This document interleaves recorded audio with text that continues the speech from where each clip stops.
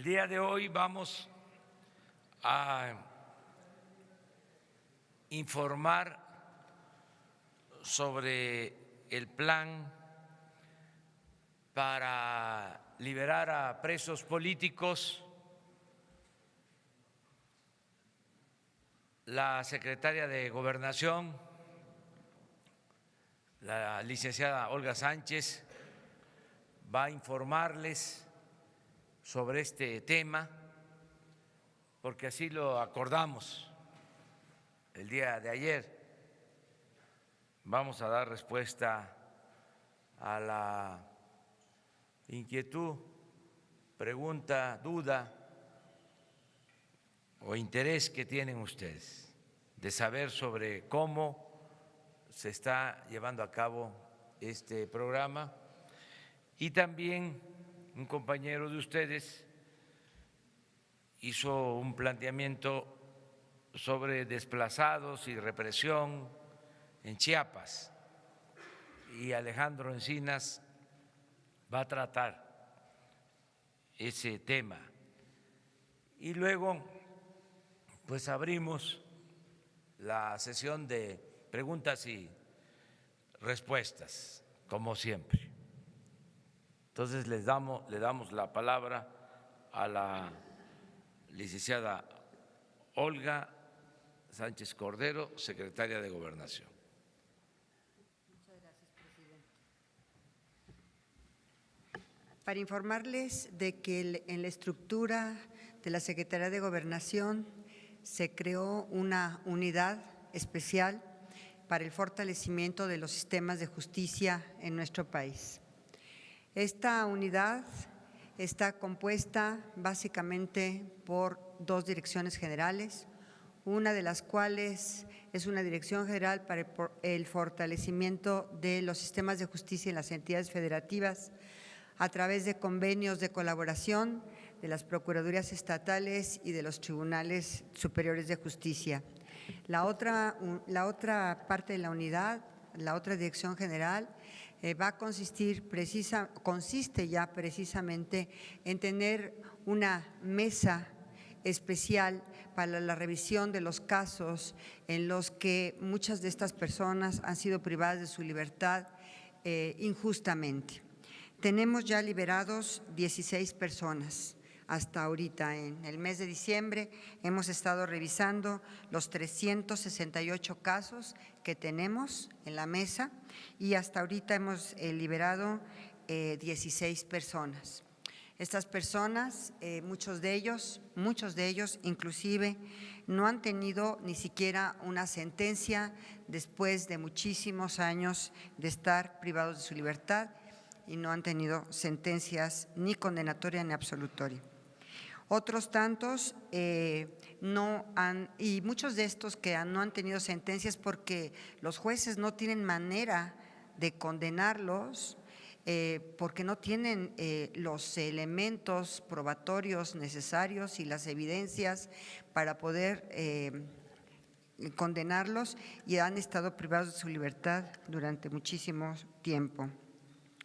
Quiero compartirles que estamos haciendo esta revisión de los 368 casos, pero que ya no quiero decir los nombres de estas personas en libertad por privacidad de sus datos personales. Pero estos 368 casos los estamos revisando muy puntualmente. Esta mesa está compuesta tanto por personal de los reclusorios como por representantes de la Procuraduría General de la República, como por los abogados defensores, por organizaciones sociales y sobre todo por gente sumamente calificada para revisar expedientes penales. Pero en todos estos casos lo que hemos encontrado son rezagos importantes en la impartición de justicia y la privación prácticamente ilegal de la libertad de muchos de estos que están en este momento en las prisiones del país. Yo sí quisiera decirles que esta mesa y esta estructura de la Secretaría de Gobernación va a ser permanente. Cuando menos en esta administración pensamos que esta situación y esta creación de esta estructura será permanente. Si algo que ha tenido la población en todo este tiempo ha sido una falta de respuesta del sistema de justicia, tanto a nivel local como a nivel federal. Y lo que queremos es precisamente que todas estas personas tengan ya una respuesta por parte del Estado en relación a cada uno de estos casos. Queremos hacerlo con mucha celeridad y a la brevedad posible. Sin embargo, esto lleva tiempo. Hasta ahorita hemos recibido estos 368 casos, pero creo que vamos a buen ritmo porque en este mes de diciembre se liberaron 16 personas. Entonces, creo que hemos estado haciendo el trabajo y hemos estado, por instrucciones del señor presidente de la República, revisando casos de estas personas que han sido privadas de su libertad prácticamente injustamente o que no han tenido sentencias durante muchísimos años y han sido están en prisión y no han tenido siquiera una respuesta por parte de los tribunales en relación a las sentencias condenatorias o absolutorias en su caso. No sé si hay alguna pregunta. Sí, por favor.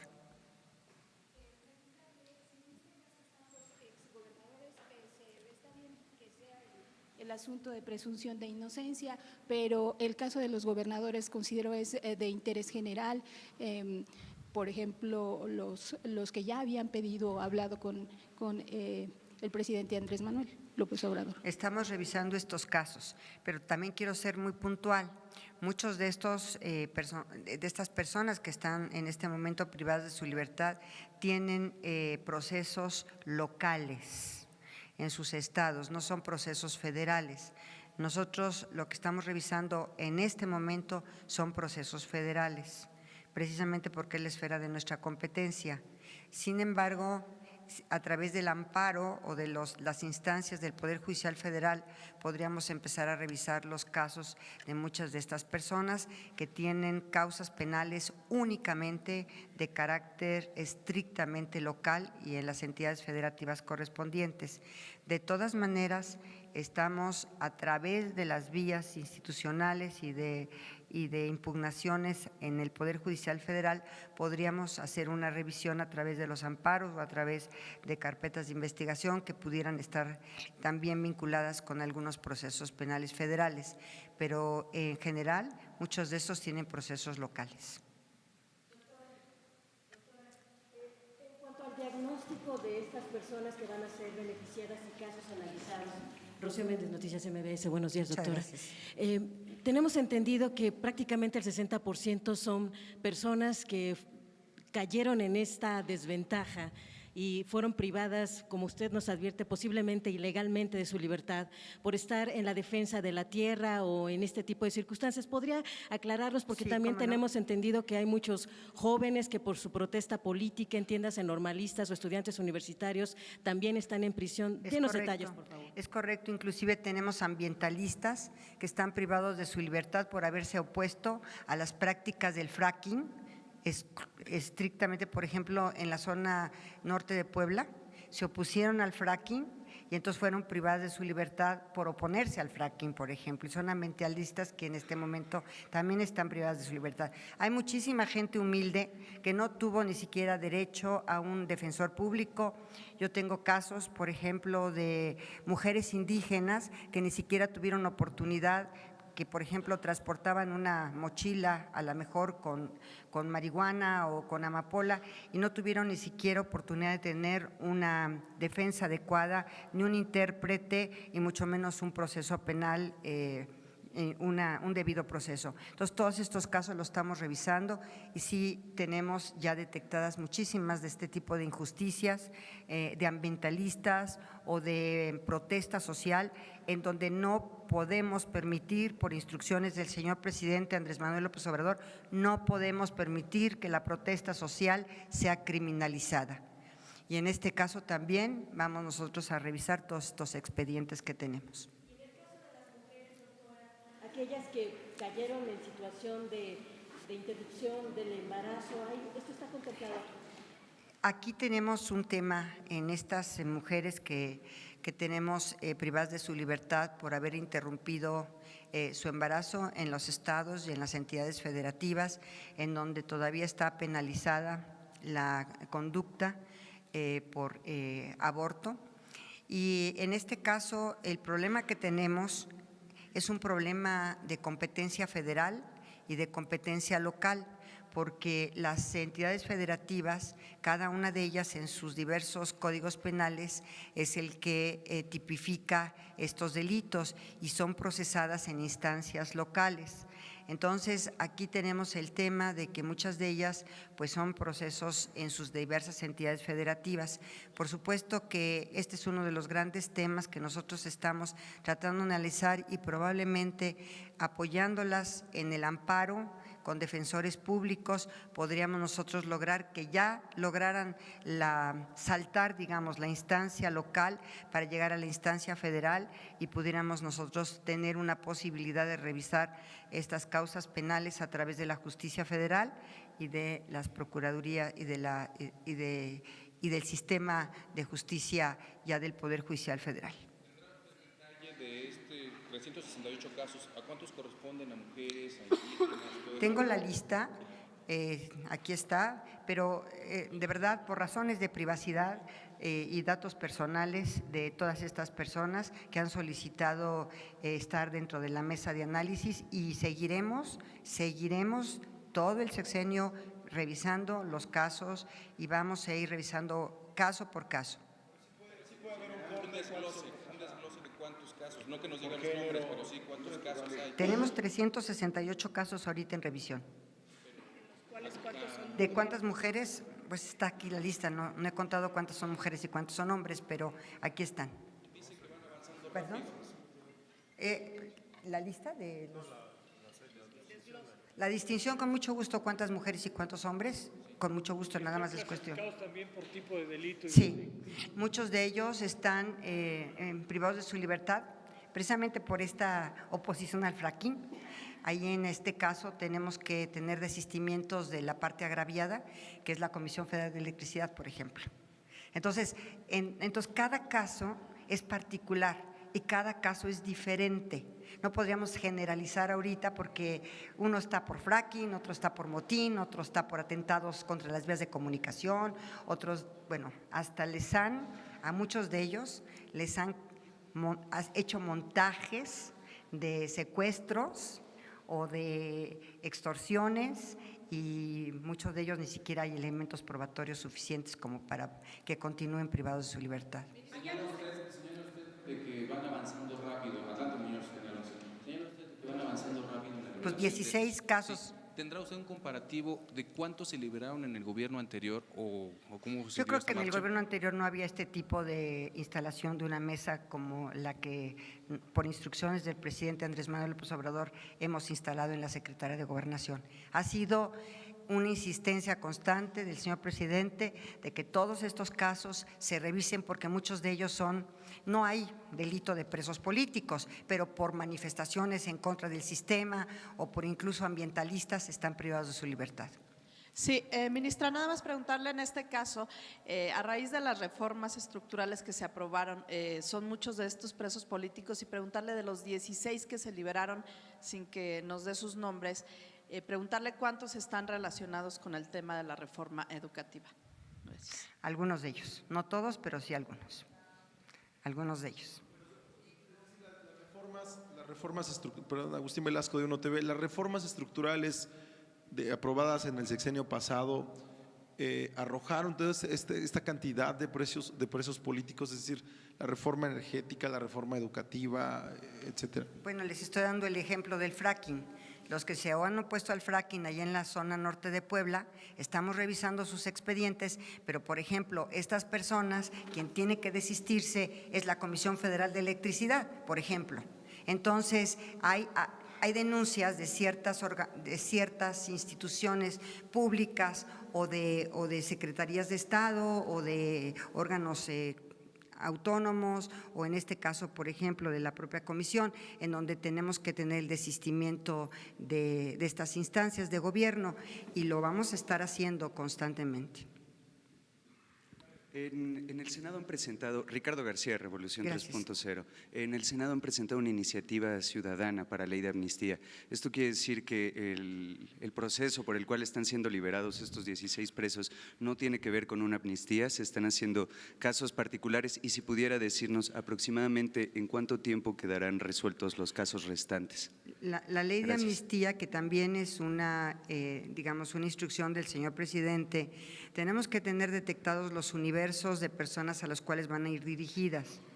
Nos ha instruido de que hagamos un universo de personas, por ejemplo, de jóvenes que tenían por pobreza, estaban en los campos contratados en campos de marihuana o de amapola, jóvenes que tenían de posesión de droga más del gramaje permitido por la ley, y todos estos jóvenes, desde luego que también están privados de su libertad, pues, como diría en mi época, hace muchísimos años, prácticamente son jóvenes, así decía mi madre, marihuanos, ¿no?, que tenían más posesión de droga y que ahorita están privados de su libertad. Entonces el presidente de la República nos ha instruido, porque una ley de amnistía pasa por el Congreso, por supuesto por el Congreso Federal, y tiene que tener un universo de personas determinadas. Lo que estamos haciendo es revisar caso por caso en esta mesa de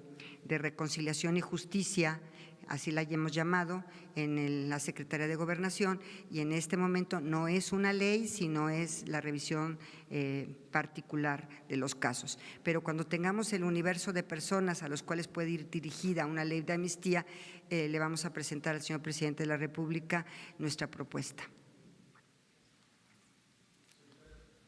Buenos días, Eduardo García de Infocel. Secretaria, en ese sentido, y dada la lenta impartición de justicia que hay en México, ¿no le preocupa que algunos nuevos delitos federales que se está proponiendo por la nueva administración sean graves y que mucha gente pueda ser acusada, sometida a cárcel y padecer de estos largos procesos sin justicia? ¿No debería de haber una reforma al mismo tiempo del sistema de justicia paralela o anterior? El señor presidente, la reforma que presentamos por instrucciones del señor presidente para ampliar el catálogo de delitos graves sin derecho a fianza o a libertad provisional, sino que oficiosamente se les priva su libertad, son únicamente 3.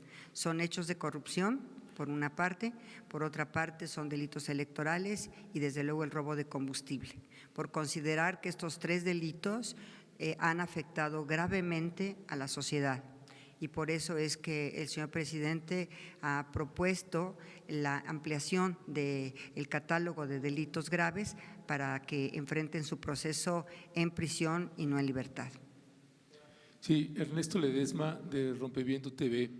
En lo que toca, secretaria de Gobernación, perdón, en lo que toca a los presos políticos locales, que es una gran mayoría en lo que toca a presos políticos de rango federal, ¿están teniendo algún tipo de colaboración por parte de algunos gobernadores?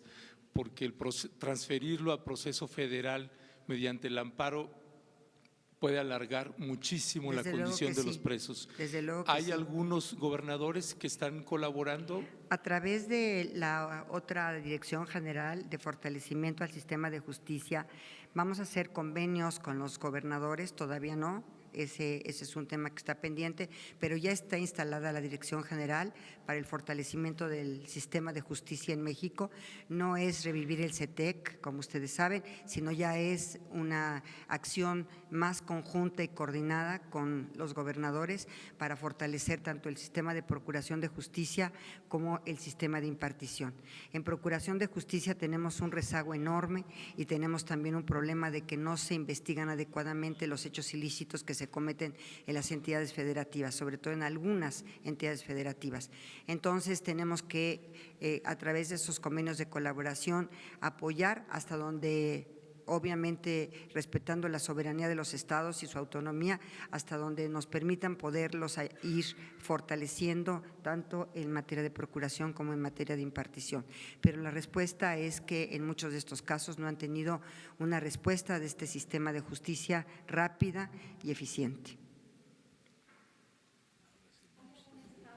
A ver, yo creo que ya hasta ahorita dejo esto y voy a darle la palabra al subsecretario de Alejandro Encinas. Sí quisiera decirles que les va a platicar sobre un tema que es verdaderamente un tema muy delicado en nuestro país, pero que nunca se había visibilizado en nuestro país, que es el tema de los desplazados. Este tema nunca existió y ahorita vamos a platicar sobre él. Muchas gracias. Con su autorización, señor presidente.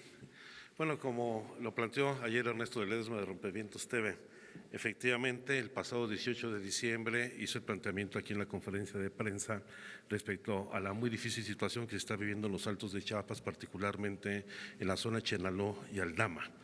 Desde ese mismo día, por instrucciones del señor presidente de la República, establecimos contacto directo con el periodista Ernesto Ledesma y ese mismo día, por la tarde, se instaló la mesa de seguimiento a los problemas de desplazamiento forzado que se deriva de la ley que existe en el Estado de Chiapas, una ley de desplazamiento forzado que obliga al gobierno del Estado a establecer una mesa para la atención de este tipo de problemas. Toda vez se trata de un asunto estrictamente local.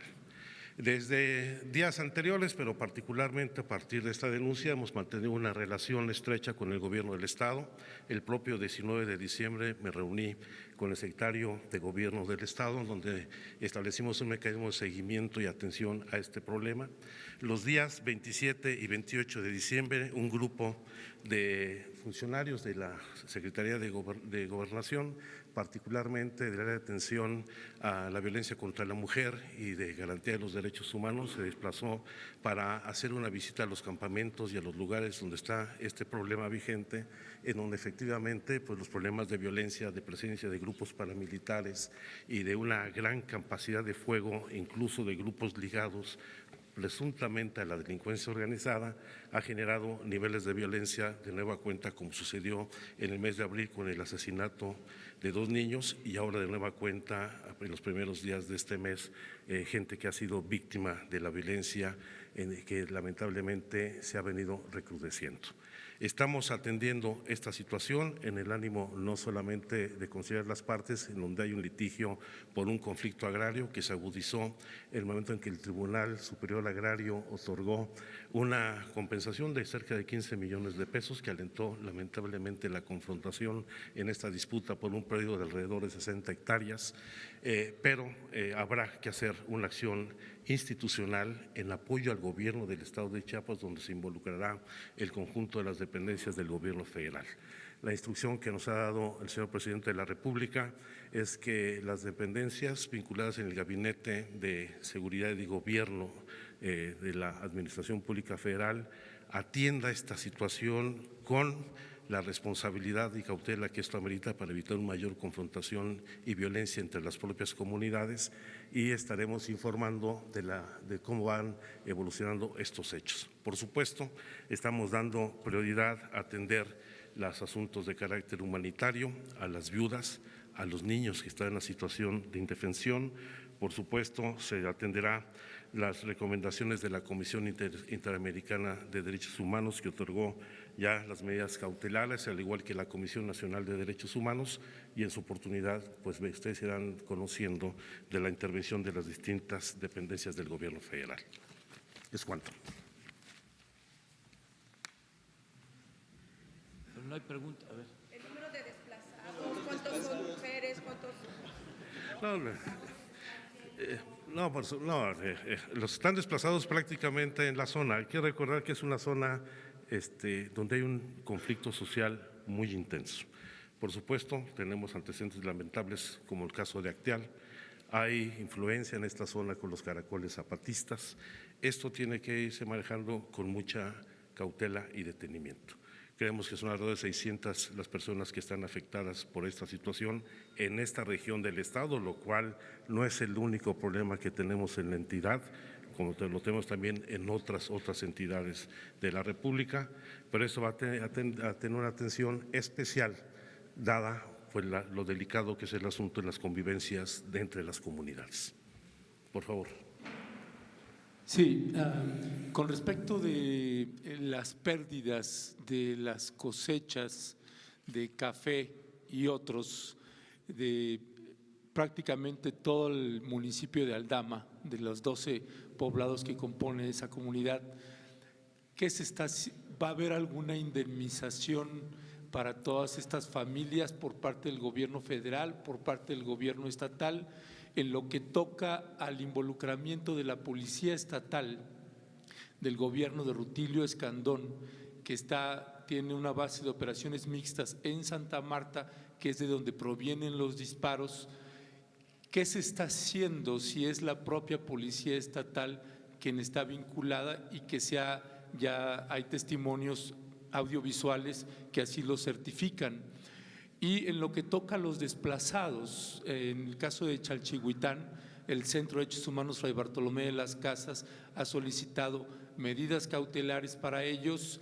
Sin embargo, el síndico de Chalchihuitán mandó a destruir los campamentos de los desplazados.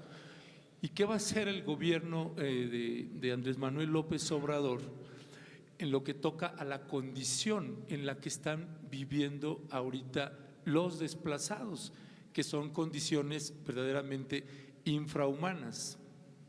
En el primer caso, por supuesto que habrá la reparación de indemnizaciones por la pérdida de las cosechas. Esto será en coordinación en el gobierno federal y el gobierno del estado. Sobre el caso de la Policía Estatal establecida en la comunidad de Santa Marta, efectivamente se está haciendo la investigación para deslindar las responsabilidades y en su oportunidad será a través de la coordinación de seguridad pública de esta región en el estado, como será la intervención por parte de las fuerzas de seguridad del gobierno federal. En tercer lugar, por supuesto que habrá que seguir el diálogo con el regidor de Chalchihuitán, que indudablemente es uno de los puntos de mayor tensión que tenemos en la región. Es ahí donde está radicado el problema por esta disputa del fondo de 15 millones de pesos que otorgó el Tribunal Superior Agrario. Y en el último caso, la instrucción del presidente de la República es dar toda la asistencia y apoyo humanitario para mitigar las situaciones de precariedad en las que se encuentran las víctimas. Hoy viene el secretario de Gobierno, vamos a hacer el seguimiento con él y esperamos que hoy concretemos muchas de estas medidas. Muy bien, pues se cumplió con este propósito de informarles. El objetivo principal es que no haya presos políticos, que ningún ciudadano sea víctima de represalias por su manera de pensar, por su postura política, que no se utilice ninguna institución del Estado para afectar a los ciudadanos de manera injusta, que no se fabriquen delitos a opositores, adversarios, como sucedía. No estoy inventando nada. Queremos que la cuarta transformación signifique también justicia, que no se acuse a opositores, a dirigentes sociales, ambientalistas, hasta de lavado de dinero, y se les envía a las cárceles. Eso se terminó, nunca más una represalia. Y estamos reparando los daños, si podemos usar ese término, reparación de daño, que los inocentes puedan salir de las cárceles, que quienes no tuvieron posibilidades de contar con defensa, de abogados, porque las oficialías públicas no hicieron su labor, o quienes están sin sentencia desde hace años, que se revisen todos estos casos, desde indígenas, mujeres, ambientalistas, maestros, dirigentes sociales y políticos. Vamos a revisar todo. Está abierta esa posibilidad a cargo de la licenciada Olga Sánchez Cordero, secretaria de Gobernación. Como ella lo mencionó, no podemos dar a conocer nombres, pero sí los que se han mencionado han solicitado los más famosos, conocidos casos, se están tratando. Han acudido a nosotros y los estamos atendiendo. Esa es la actitud que se está tomando en este caso. Les doy una buena noticia, cambiando de tema.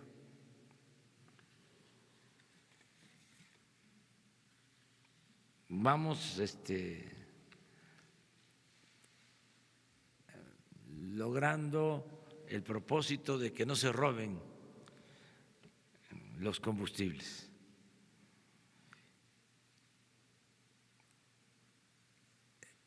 Antes del plan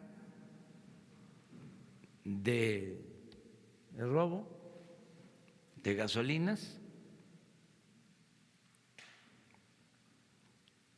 en promedio eran 787 pipas diarias. 787 pipas diarias. Con el plan se ha bajado a 177 pipas diarias, es decir, 610 pipas menos diariamente. 610 pipas menos diariamente. En total se han robado, desde que iniciamos el plan, se han robado 8,540 pipas menos. Si se colocaran las pipas una tras otra, son como 80 kilómetros de pipas, las que ya no se han robado.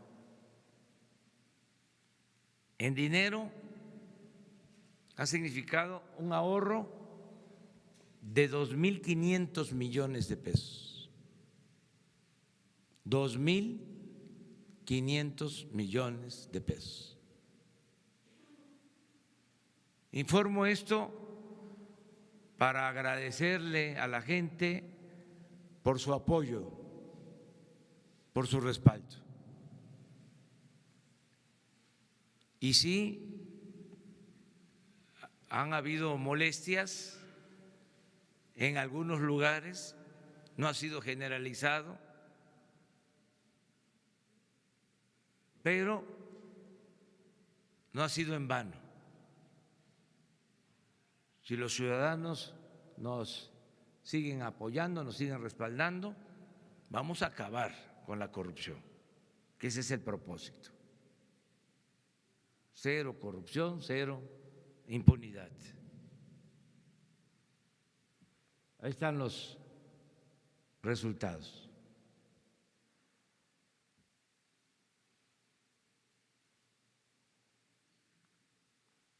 Vamos a estarles informando periódicamente. Todavía no es para cantar victoria, para echar las campanas al vuelo, porque es desenraizar, arrancar de raíz un sistema corrupto desarrollado al amparo del poder público. Una vergüenza. Y hay otros casos, pero nos vamos por parte. Vamos a ir poco a poco. Vamos hasta atrás, ¿no? O sea, hasta atrás. Vamos a empezar por la derecha, pero aunque no es ninguna alusión. Buenos días, señor presidente. Preguntarle, ayer hablaba sobre el resguardo que va a tener ahora las pipas con elementos militares. ¿Hay una fecha para que esto ya nos esté dando, para que estas pipas puedan circular sin que se tenga esta seguridad? Y en otro tema, usted ha hablado particularmente de los órganos autónomos y ha criticado estos altos sueldos que han tenido. En el INEE ya vemos una reestructuración en los próximos meses, en las próximas semanas, que ya va a cambiar. En el caso del INAI, ¿también habrá una propuesta de su gobierno para reestructurarlo, por ejemplo, para quedarse con menos comisionados, para que haya otro instituto de transparencia, ya que usted ha criticado fuertemente ese instituto? Gracias. Bueno, el plan continúa, nos están ayudando servidores públicos de 10 secretarías y de manera muy destacada nos está ayudando la Marina y el Ejército. Ayer, por ejemplo, en Salamanca, en la refinería, se encontró una instalación clandestina de los tanques de gasolina hacia un depósito fuera de la refinería, con una manguera de 3 kilómetros. Esto fue ya descubierto por el Ejército y así nos están ayudando todos los días. Y en el caso de la transportación, lo mismo, se está buscando, yo se los comentaba ayer, que podamos transportar combustible también con pipas. Se hace con pipas, pero utilizarlas más y estar viendo qué es lo más conveniente, o sea, graduando, sin afectar el abasto. Entonces estamos en eso constantemente. Les decía también, y eso debe quedar pues muy claro, hay suficiente combustible en el país. Tenemos gasolinas en el país. No es un problema de abasto nacional, es un sistema, es una situación especial de distribución que estamos normando para evitar el robo. También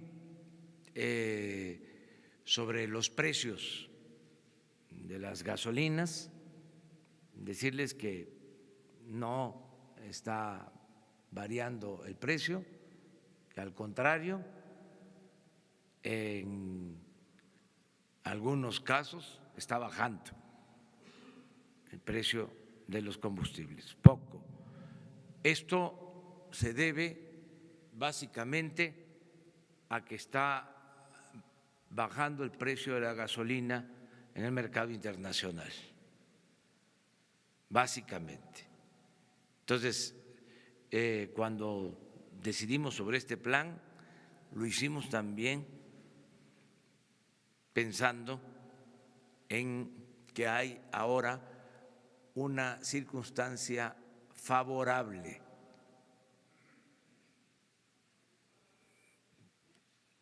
de precios bajos de combustibles a nivel internacional. No olvidemos que desgraciadamente por el abandono a Pemex, por el saqueo a Pemex, por la política de pillaje que significó el llamado neoliberalismo,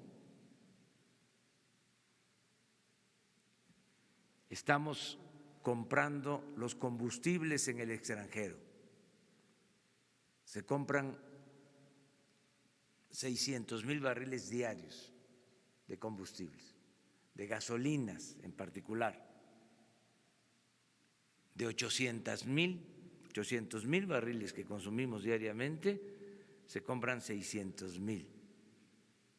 Entonces ahora, por fortuna, por suerte, ese combustible que se está comprando se adquiere a precio bajo. Además se está comprando ya mejor el combustible. Un día vamos a hablar ampliamente sobre este tema. Entonces, esto nos permite tener abasto y al mismo tiempo mantener los precios. ¿Cuándo se quedará la seguridad? Disculpe. ¿Hasta cuándo habrá? Hasta que se normalice. ¿Pero hay una fecha que su gobierno ya tenga planteado? Bueno, vamos a estarlo viendo aquí con ustedes. Se le va a dar seguimiento.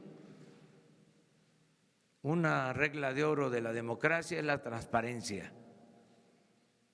Aquí todos los días vamos a tratar los temas. Y sobre el INAI, señor, ¿habrá una propuesta? Sí, no queremos nosotros intervenir en organismos autónomos. No está en el plan nuestro el que se reestructuren, se achiquen o desaparezcan organismos o instituciones autónomas. Tenemos diferencias, pero no es eso para nosotros prioritario. Lo que estamos pidiendo, ya se logró, es que redujeran sus gastos los organismos autónomos. Esto lo hizo el Poder Legislativo, porque ellos dieron el ejemplo, ya hablamos de ese tema, que los senadores, los diputados redujeron sus gastos, todo lo que es el Poder Legislativo, y esto llevó a que otros organismos, otras dependencias autónomas hicieran lo mismo, o en el Congreso, en la Cámara de Diputados, se hicieran los ajustes al presupuesto. Y todos estamos en el plan de austeridad republicana. Aquí en la presidencia vamos a ahorrar. Yo les informo que el año pasado se autorizó un presupuesto que no fue el devengado, porque eso todavía está por verse, pero el autorizado fue de 1.800 millones, para este año ya son 1.500, y yo espero que ahorremos una cantidad considerable. Y no tengo la menor duda, porque ya no hay pues todo el aparato que había. Imagínense, nos acaban de entregar de la antigua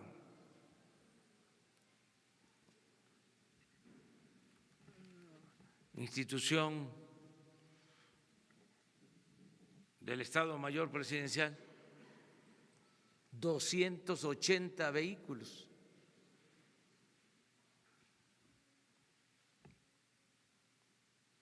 Como 80 camionetas blindadas.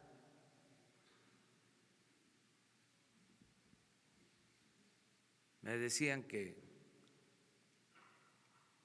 la mayoría de color negro, que era pues todo el aparato, toda la comitiva. Yo ahora pues me traslado en un vehículo. Entonces vamos a ver qué hacemos con las 280 camionetas. Las blindadas pues a las áreas de seguridad, la defensa, a la Marina, a seguridad pública. Pero imagínense el ahorro nada más en combustible, y las vamos a distribuir porque se deben de usar, pero algunas a lo mejor se van a entregar para otros propósitos. Estamos viendo todo eso. 280 y de todo tipo. Entonces, ¿cómo no vamos a ahorrar? Y además se tenía un contrato de arrendamiento de vehículos. Entonces, nos va a alcanzar el presupuesto. Por eso celebro que los organismos autónomos hayan aplicado el plan de austeridad. Quedamos los de atrás, pero… Gracias, presidente. Buen día, secretaria, subsecretario. Alejandro Lelo de la Red Diario Basta, Grupo Cantón. Presidente, vemos que coincide la baja en el robo de combustible con el cierre de los ductos. Entonces, es como un poco, en la casa tengo una fuga y cierro la llave de paso, pero bueno, ya no tengo agua, tengo que acarrearla para utilizarla. ¿En qué momento van a abrir esa llave y qué están haciendo para que cuando la abran no se repita este robo de combustible y se vuelva a disparar?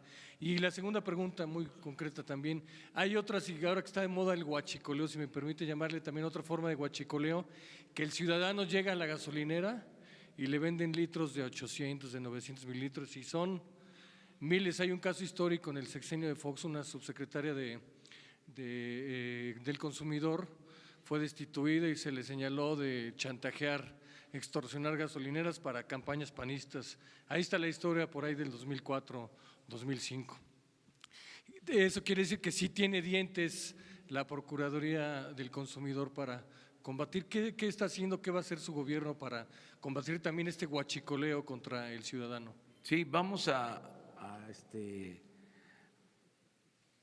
estar actuando. Es un equipo multidisciplinario, intersecretarial, el que atiende esto. No solo es Pemex, está la Secretaría de Economía, está participando la Secretaría de Gobernación y otras secretarías. Y también nos está ayudando la Procuraduría, la Fiscalía General, y nos están ayudando también de Hacienda, de Inteligencia Financiera. O sea, es un equipo de trabajo y vamos a ir avanzando, resolviendo los problemas. aguantando, resistiendo. Entonces, estamos en eso y lo ideal es que en las gasolinerías se den litros de a litro, pero que no sean nada más las mantas que cuelgan en las gasolinerías como publicidad, sino que en realidad no defrauden al consumidor, que no se afecte al consumidor. Todo eso lo vamos a estar cuidando, y no solo con medidas coercitivas. Yo soy más dado, más inclinado a persuadir, a convencer. Y yo creo que lo vamos a lograr porque estamos viviendo una etapa nueva. Todo esto se daba porque el gobierno daba el mal ejemplo. Si robaban arriba, pues cómo no iban a robar abajo. Y dijimos muchas veces, vamos a limpiar el gobierno de corrupción de arriba para abajo, como se limpian las escaleras, y es lo que estamos haciendo. Entonces, yo espero que tengamos muy buenos resultados. Aquí en la Ciudad de México, por ejemplo, hay una gasolinería, se le puede decir también gasolinera, las dos cosas están permitidas.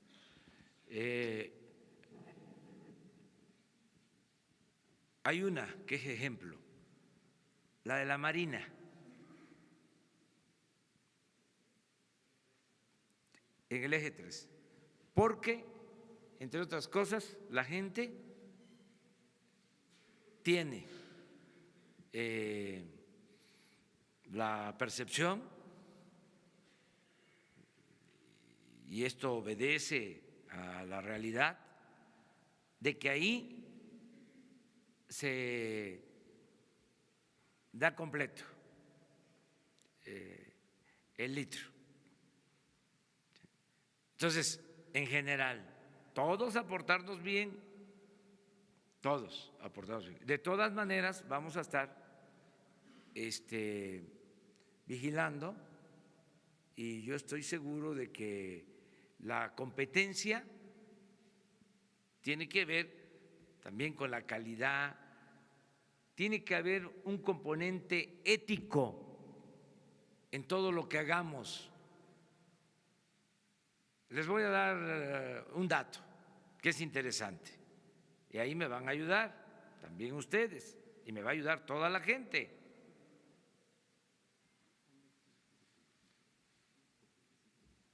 Hablaba yo de que está bajando el precio de las gasolinas a nivel internacional.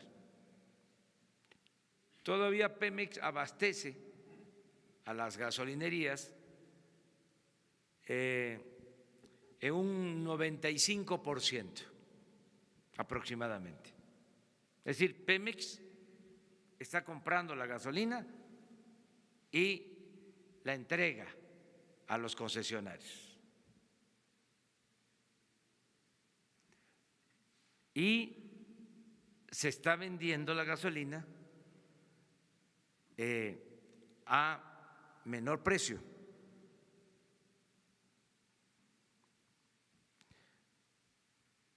Estamos observando nada más si ese ahorro se transfiere, se traslada al consumidor.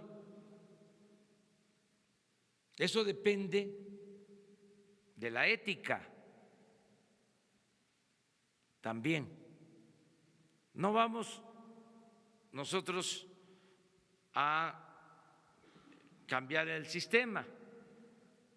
Queremos que haya competencia y que sea libre mercado.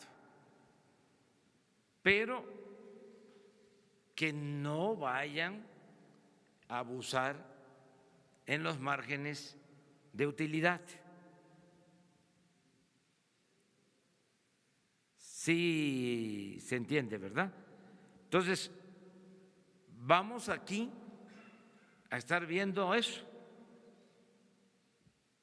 de cuánto se vende de gasolina, a qué precio, cuántos son los márgenes de utilidad y cuál es el comportamiento. O sea, para que haya verdadera competencia. Si hay competencia, se ayuda, se beneficia el consumidor. Entonces, todo esto va a significar más transparencia en todo sentido y más debate y diálogo. Ayer, por ejemplo, que mencioné que nos costaba más barato trasladar la gasolina por ductos, pues es una cosa obvia, ¿no?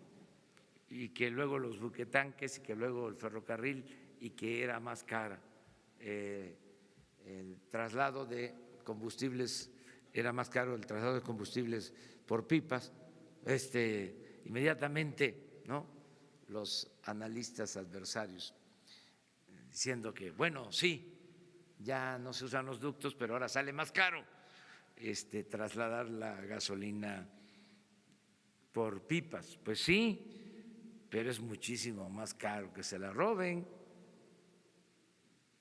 O sea, de sentido común, que es a veces el menos común de los sentidos, de juicio práctico. Pero es buena la polémica. O sea, el que podamos debatir para saber cómo van las cosas. 3 más, ya. Presidente, yo le quiero preguntar por un personaje en este tema del cuidado de los ductos. El general Eduardo León Trawitz, que fue el encargado durante el sexenio pasado de Pemex Seguridad, él había sido jefe de escoltas del expresidente Enrique Peña Nieto desde su época como gobernador del Estado de México, y luego ya que pasa al gobierno federal le da el encargo de cuidar los ductos de Pemex. ¿Qué tanta responsabilidad se le ha encontrado a este personaje en este asunto del huachicoleo, tanto arriba como abajo? ¿Ya lo cambiaron de encargo o siguen el encargo todavía de cuidar los ductos de Pemex? Gracias. A ver, que levanten la mano de manera democrática y en honor a la verdad que es revolucionaria, la mentira es reaccionaria. A ver, que levanten la mano los que sabían de este personaje. 1. Pues sí existe el general, pero no se sabía nada. ¿Sí? Ahora se sabe porque se le menciona en asuntos que tienen que ver con la seguridad de Pemex. Él estaba a cargo de la seguridad de Pemex.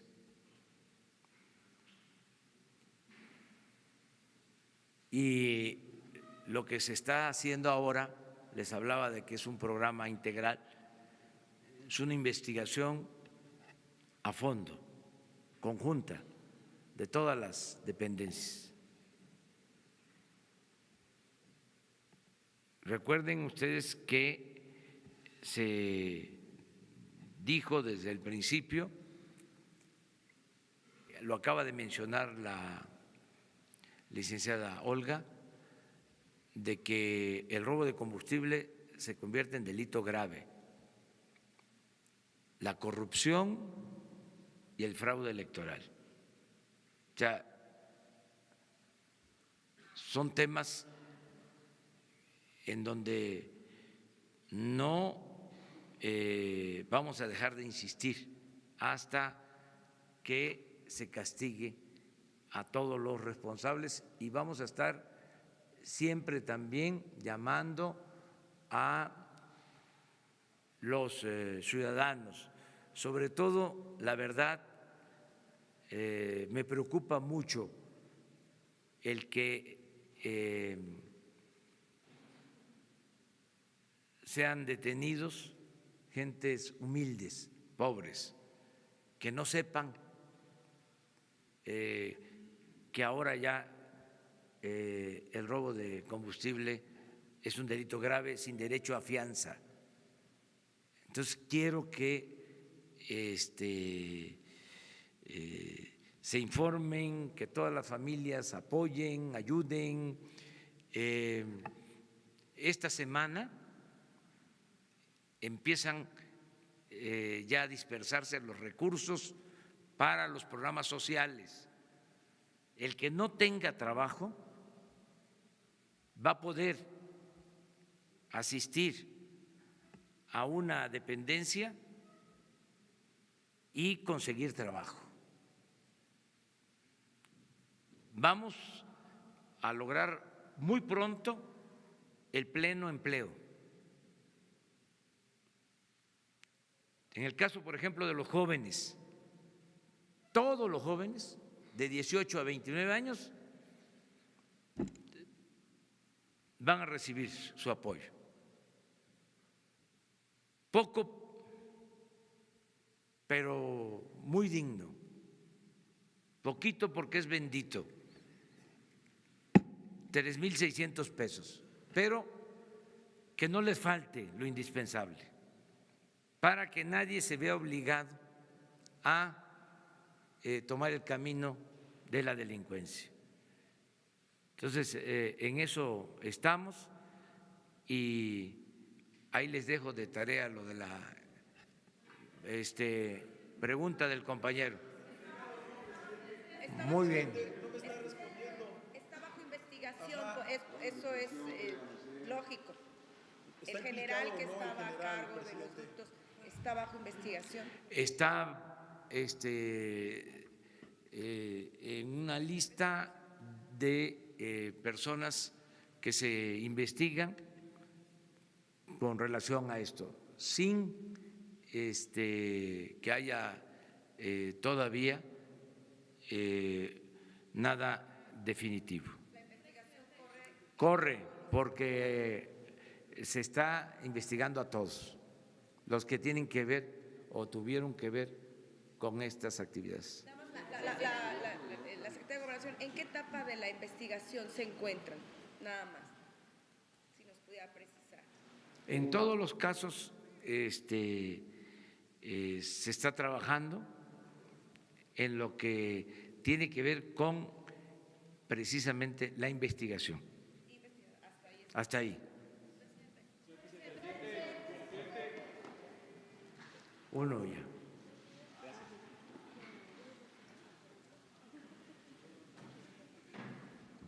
Buenos días, señor presidente. Jorge Franco, de 724.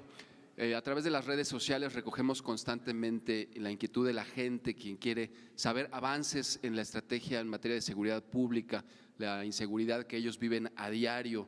Esto nos lo piden constantemente. Sabemos que el secretario Durazo ha señalado la fecha de 3 años para recuperar la paz y la tranquilidad. Sin embargo, bueno, ¿cuándo se rendirá este informe? Si nos pudiera dar algunas cifras un poco más detalladas, será hasta los 100 días que den algún informe ya al respecto, pero mientras tanto, ¿qué avance le puede comentar a la gente, por favor? Pues ya se acordó que todos los días tengan ustedes información sobre lo que sucede en homicidios, en robo de vehículos y en el robo de combustibles. Eso está transparente, la información que nosotros recibimos por la mañana ya se puede revisar y vamos a dar un reporte cuando tengamos la cifra oficial que se da alrededor del día 20 de cada mes. A partir de ahí damos un informe sobre homicidios. Sí, en general, o sea, homicidios, y se va a presentar toda la información. Nosotros seguimos básicamente, sí, por lo que ya expliqué en un momento dado, que se apega más a la realidad, que no hay cifra negra, ¿sí? Homicidios, que incluye feminicidios, desde luego, homicidio, robo de vehículo. ¿Por qué el robo de vehículo? Porque siempre se denuncia el robo, o porque hay un porcentaje considerable de vehículos asegurados, entonces siempre hay denuncia, y el robo de combustible. Muchas gracias.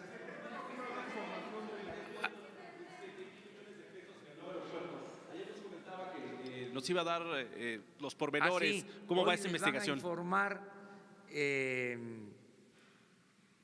de la Procuraduría, les pedimos toda la información. Les adelanto que no presentó la Policía Federal Preventiva ninguna denuncia. O sea, lo queremos manejar con mucho cuidado el caso, porque no tiene fundamento, pero no queremos exhibir a nadie,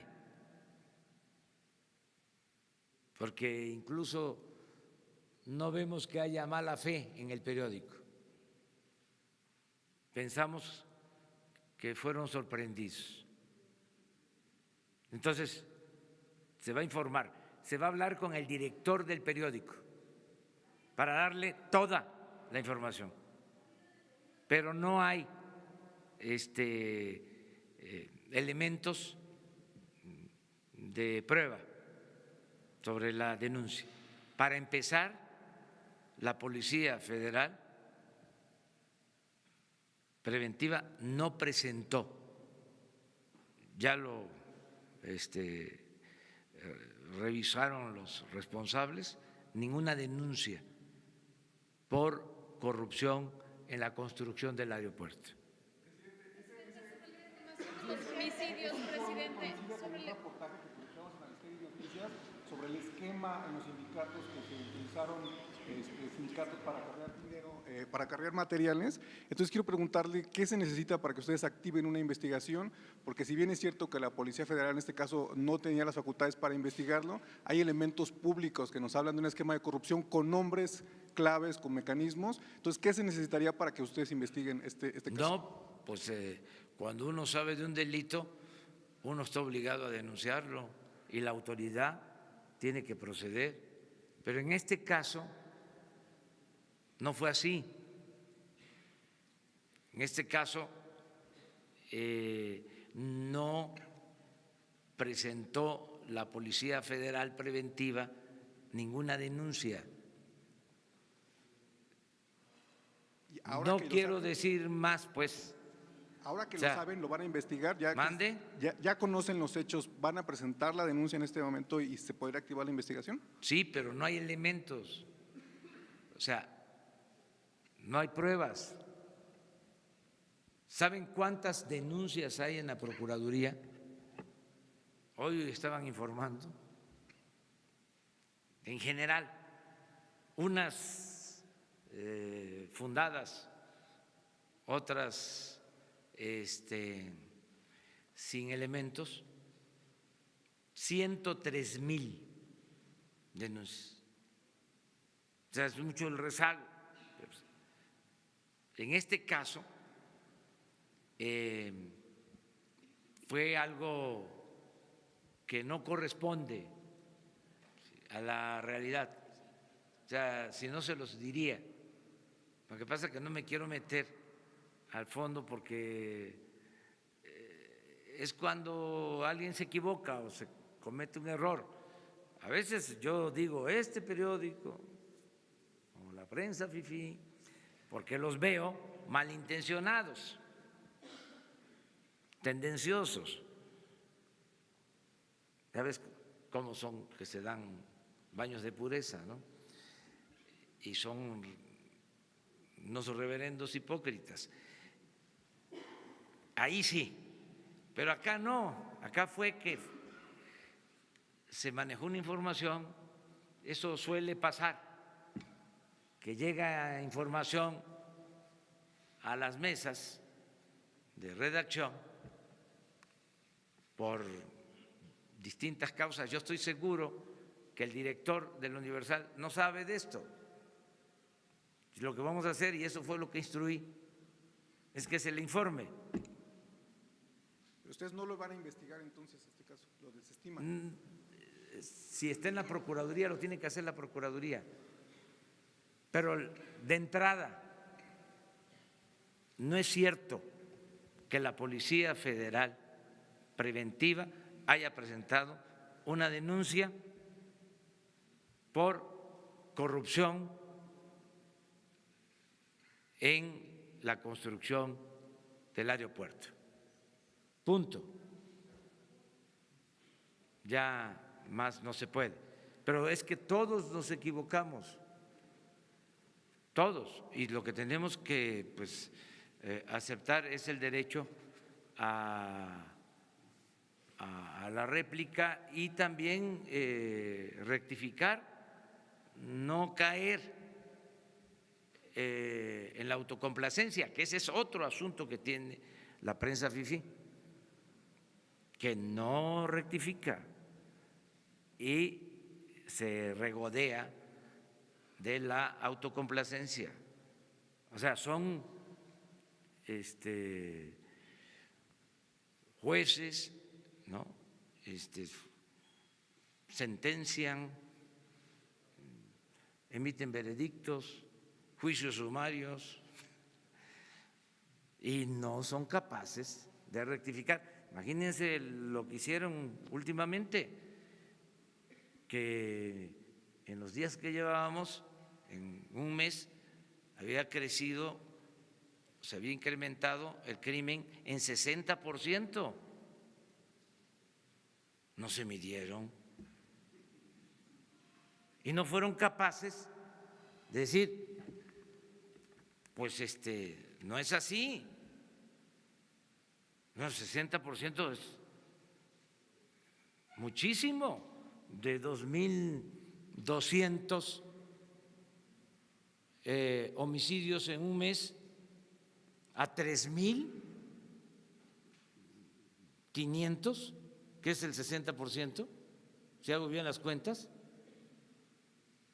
no, pues estaría yo preocupadísimo, pues no estaría yo tranquilo, pero no fueron capaces de decir,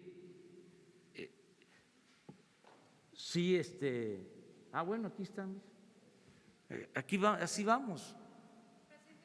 Entonces, pero esto no es 60%. Pero ya nos desviamos del tema. O sea, nos vemos mañana.